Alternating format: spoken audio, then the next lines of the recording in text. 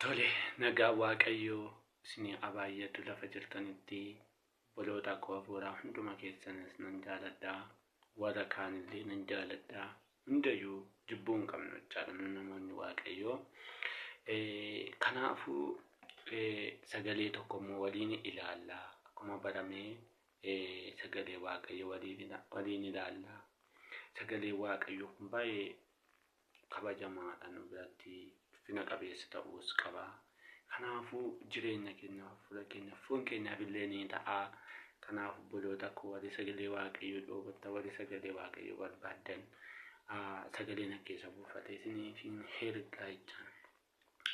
Iyyaasuudhaan akkana jedhee Waaqayyo. Boqonnaa tokko lakkoofsaa 8 kaasee dubbisa. Macaafni seeraa kun afaan kee keessaa hin dhabamin. Halkaniif guyyaas waa'ee isaa yaadi. Karaan kee akka siif qajeelutti wanta ati gootus akka wal siif qixxaatutti wanta isa keessatti caafame hundumaa gaarii godhi eegi. Ani Waaqayyo gooftaan kee iddoo ati dhaqxu hundumaatti si wajjinan jiraatee ati cimi. Jajjabaadhu hin sodaatin hin na'inis jedhee si hin abboomneeree jedha. Waa'ee adeemsati. Waa'ee adeemsa dubbata jechaadha Iyyaasutti. Iyyaasuun adeemsa keessa sodaa keessa galee maaliif sodaate Iyyaasuun?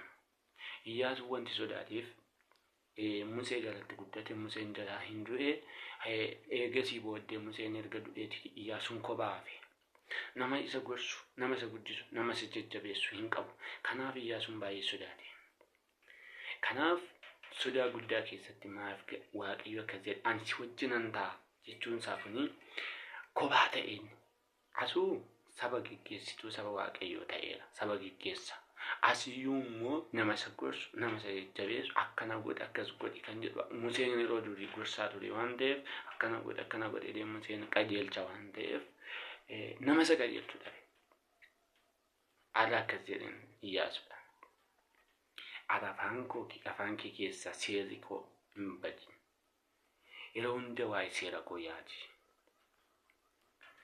Yeroo hunda waa'ee koo yaadi. Daandii ani si qabsiise irraa hin gorin. Wanti karaa ati adeemtutti kun akkasii wal qixxaatuuf waa'ee isaatti yaadi. Ani immoo si wajjinan ta'a jechuun isaa kun Iyyaasuun kophummaa taasise. Mee lafa nama dhabdetti, lafa si rakkisetti waan isin gareen. Yisihaaqin uumama 26 yoo ilaalle Geerar keessatti cuqqonamaa, dhiphafamaa, diinotaan gadi cunqurfamaa ture. Akkas jedheen Yisihaaqin lafa kanan gadhiise. Akkuma baankee dubbii koo dhagaa ture, dubbii koo dhagee. Ani immoo achitti si faanan ta'a sin guddisa jedhe. Balasuma jedha 13 irraa lakkoofsa 13 irraa yoo ilaaltan dachaa 100 galfateera. Kanaaf dubbii Waaqaa dhaga'uu dadhabuu keenya jechaadha inni guddaan isaa. Kanaaf falli jiru maa inni seete dubbii Waaqaa dhaga'ee iddoo jirtutti kophaan ta'e hin jedhin. Nama na gorsuun dhabee hin jedhin. Galan itti godhuun dhabee hin jedhin. Yisihaaq lola gidduu jira burqaa baafate jalaa duuchaa turamni sagalee Waaqaa dhaga'e balasuma guddate dachaa 100 galfate. Ikoonoomii kee irratti, dinagdee kee irratti akka ittiin jiraadhuun dhabee hin jedhin. Waaqa dhaga'e sammuun kee sii banama.